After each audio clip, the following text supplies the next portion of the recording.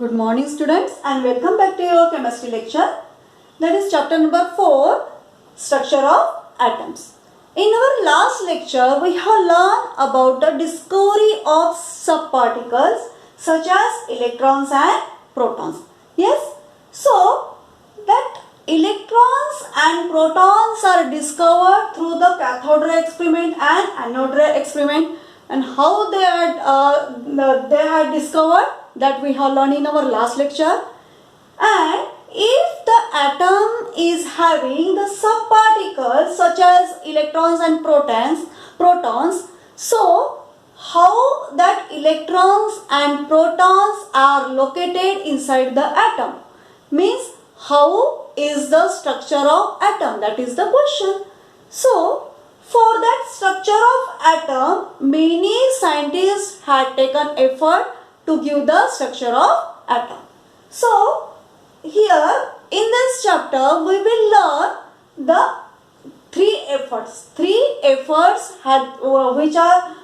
are taken by the three scientists. First is J.J. Thomson, second Rutherford, and third one is Bohr. So we will learn here the three structures of atom. That is, first is given by J.J. Thomson, second is given by Rutherford, and third one given by Neil Bohr. So here in this lecture we will learn the structure of atom which is given by J.J. Thomson.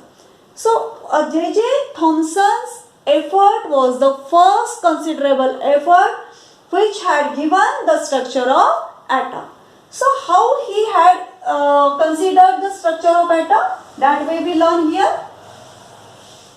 So it is very interesting. What is the structure of atom? At first, J.J. Thomson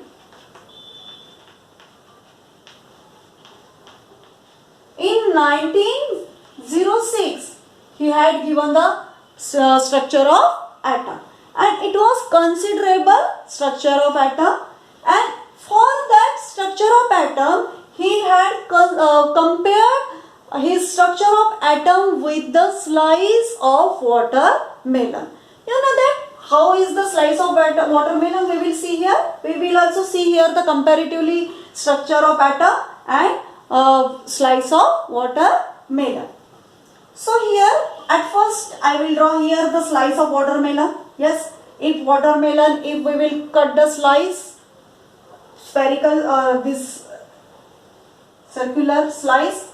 Yes, and what is inside that slice of watermelon? Red colored juicy part. Yes, it is the red colored juicy part present inside the slice of watermelon. And here in J.J. Thomson's structure of atom also, he had considered one influence which is spread along the atom. Here the red juicy part also is spread along the watermelon slice. It is the watermelon slice.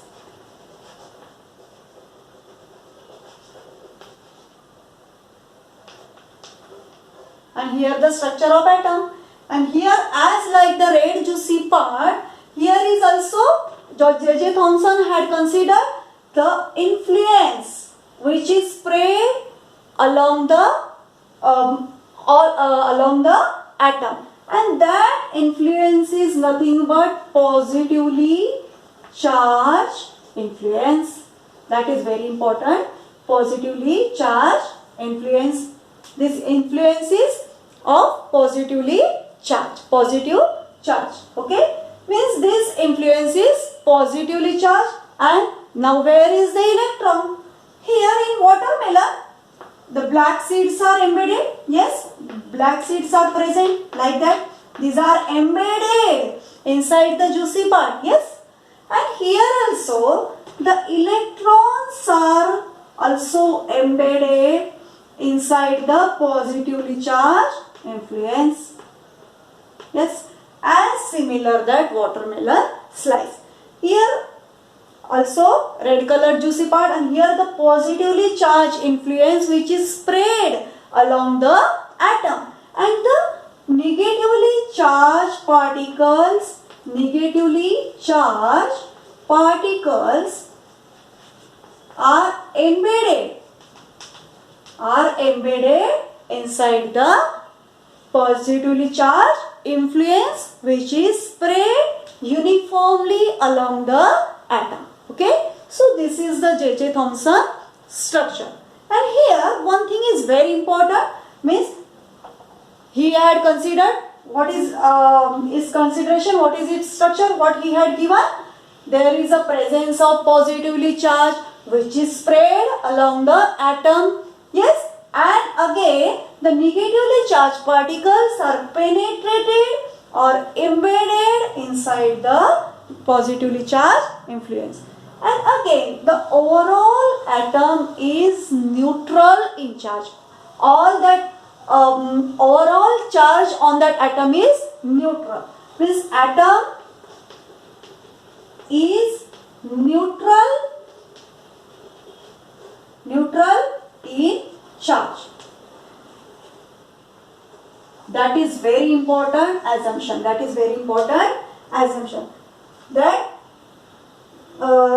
the atom is having neutral charge over it. How? Because the positive charge and the negative charge are equal in magnitude. These are equal in magnitude. Yes, the charge is different. Charge is totally opposite. It is positive charge and it is negative charge. But as it is equal in magnitude, so that positive charge and negative charge, they are, if positive charge and negative charge is equal in magnitude, then what will happen? It will have zero charge. It will have zero charge, means each and every atom is having zero charge, means it is neutral in charge. Okay, so this very important point is given by J.J. Thomson. What is that? I will repeat. What is the structure of atom according to Thomson, J.J. Thomson? Each and every atom is having positively charged influence which is spread along the atom, and the negatively charged particles are embedded inside it. These are equal in magnitude, so that overall charge on atom is zero, means it is neutral in charge. That postulate is given by J.J. Thomson, and it is very important. But that theory is failure. Why? Because it is not, by this theory, it is not proved, it is not fixed proved the stable structure of atom. Though the atom is having neutral charge, but the stability of atom is also disproved here.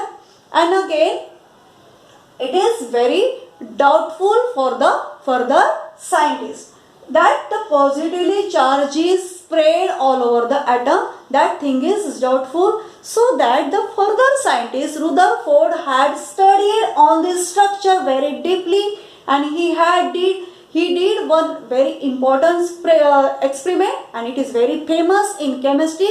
That is Rutherford's experiment with the gold foil.